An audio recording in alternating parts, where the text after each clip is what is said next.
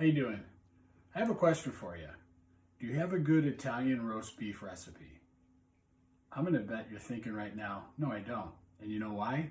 Because nobody wants to give the recipe out. I contacted my aunt. I remember when I was a kid, she used to make a really good roast beef. She gives me the recipe, I'm writing it down, she's making sure I have it right.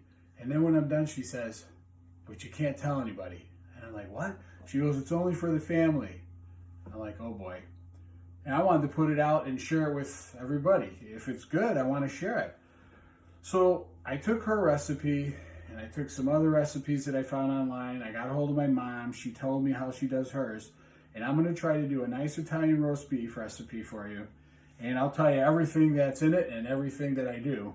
So these are the ingredients. I have eye of the round. This is one of my our Wagyu roasts.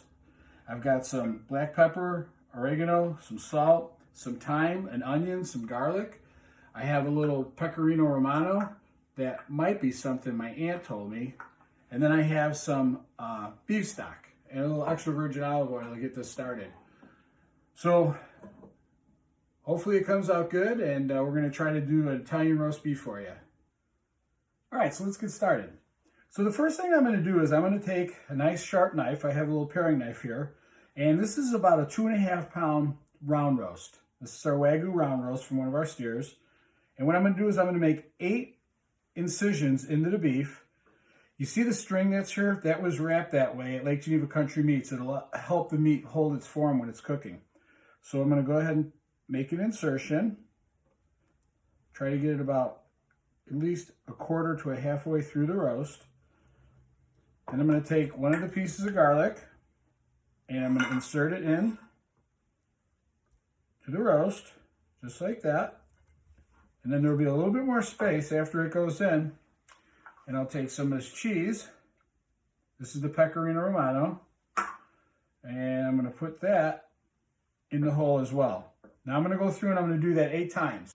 So I inserted the 8 cloves of garlic and I put the pecorino in the cavities with the garlic. The next thing we're going to do is we're going to salt and pepper it. So I have about a tablespoon of each, but we want to just go around with it. Make sure that we get the salt all the way around. This is the only time it's going to be salted because the cheese also adds some saltiness.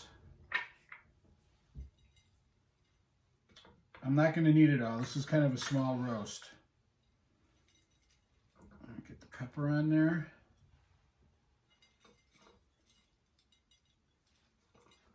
Fresh cracked black pepper. All right.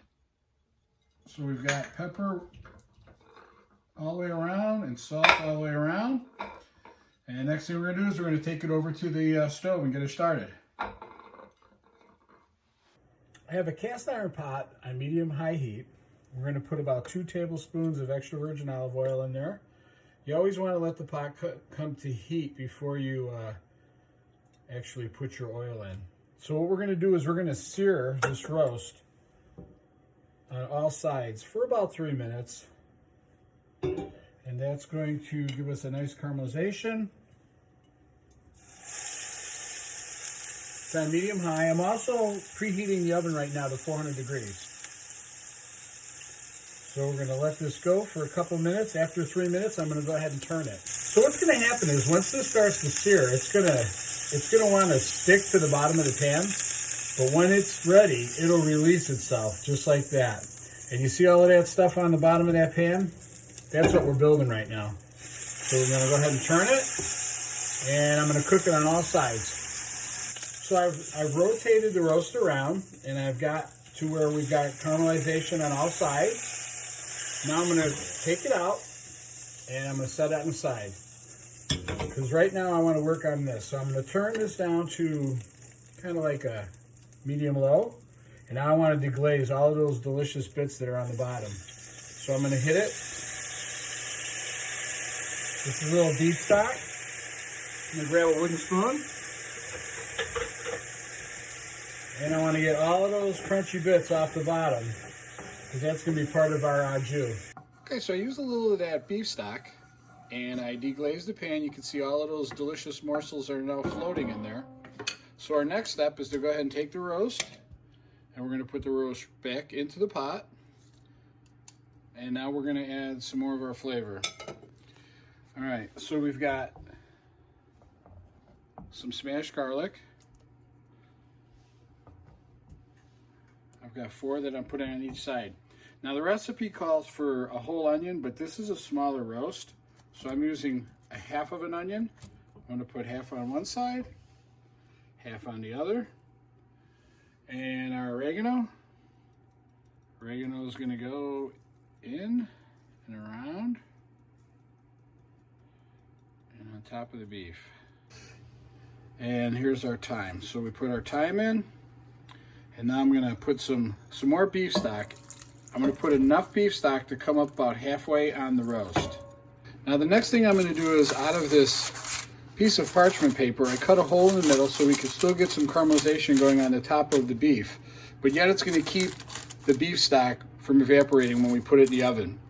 Next thing I'm going to do is I'm going to take and I'm going to put a meat thermometer into the roast, and then I'm going to place it in the oven that's preheated for 400 degrees. I have the meat thermometer inserted, and we're going to let that go until that meat thermometer gets just under the 130 degrees. We're looking for about 125. I pulled the roast out. The thermometer was at 125. It slowly moved up to 130. It'll probably gradually go a little bit more. But we're going to take the roast out now, and we're going to allow it to cool down. All right, so let's go ahead and take the roast out of the pot. So we're going to just set it aside here. Now this right here is the au jus. And I need to save all of this juice. This is, I have to tell you, I tasted it. Sorry, it's amazing. So it stopped steaming, and the next step is we're going to go ahead and wrap it in plastic. It's important to wrap it in plastic pretty quick, because you know how when meats start to cool, they have their juices flow out because it's still, you know, cooking a little bit. So that's what we want to try and stop. We want to try and stop it from allowing those juices to escape out of the piece of meat as it's starting to, as it's continuing to cook, I should say, while it's cooling. So we're going to wrap it in plastic, and now we're going to put it in the refrigerator. At least 4 hours. I think I'm going to cut mine tomorrow. Okay, so the last thing we're going to do today is we're going to strain the au jus. And I already took out the clumps of the garlic and the onion and the sprigs of thyme. This will trap some of the oregano and any other little pieces of the branches from the thyme. So that right there. Tomorrow we'll heat this back up to about 145 degrees, 140, 145. And after we slice the roast beef, it goes back in here to get warmed up. And then that is the au jus that goes with the sandwich. Well, I just took this beautiful roast beef out of the refrigerator. I let it stay for overnight. You could either do that, make it the day before, or you could just put it in the refrigerator for 4 hours after it's cooked. But now I'm going to use my slicer. I've never done roast beef before, so this is going to be the first time. I want to try and get it nice and thin, so I may have to try a couple different thicknesses to see how this works, but I'm ready to give this a try. I cut a little piece off the back of this so that I can have some flat cuts, and I tasted it. I think it's going to be a winner. I have the au jus warming up over here in that little pot, and I have my thermometer, so we're looking for about 140, 145 degrees on the au jus. Let's try slicing this up here and see how this goes.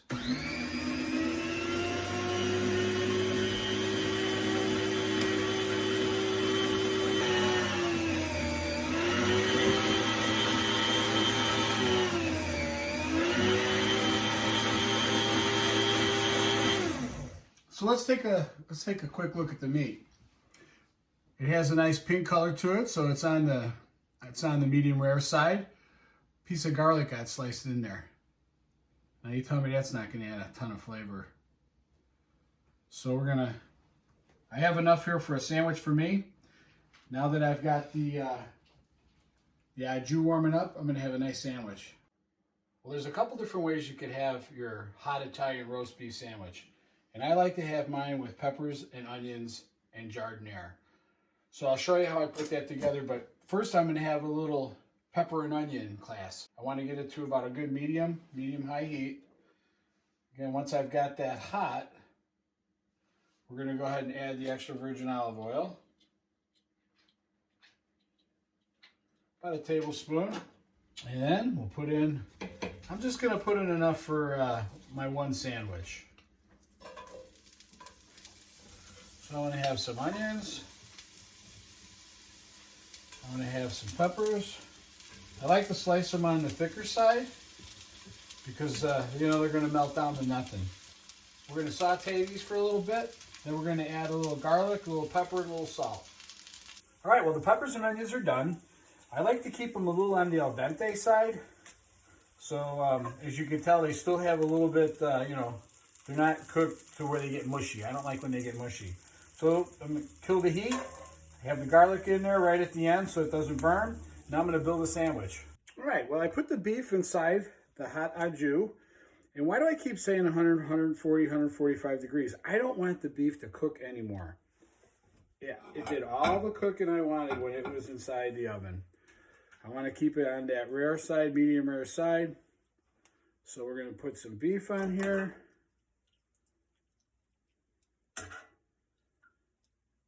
And then you have a question of how much juice you want. You could put none, you could put a little more, or you could dip it. And I'm going to dip the sides, just like that. Put it here. Some peppers and onions.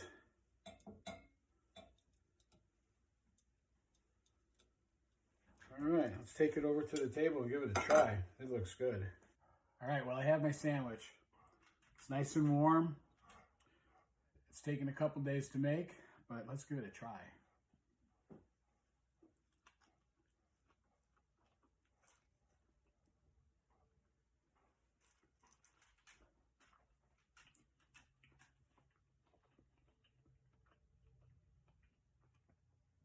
It's really good. You can taste the garlic and the oregano in the roast beef. You could the peppers are done where they're al dente, so they're not just falling apart.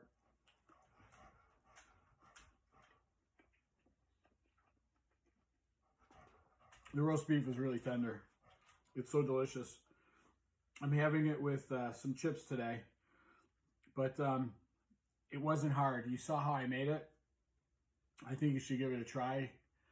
A lot of people don't do roasts. I think the rule of thumb with roast is either you let it go low and slow or you go kind of quick like this with 400 degrees. So I think you ought to try an Italian roast beef. It's pretty tasty. Thanks, Aunt Jack.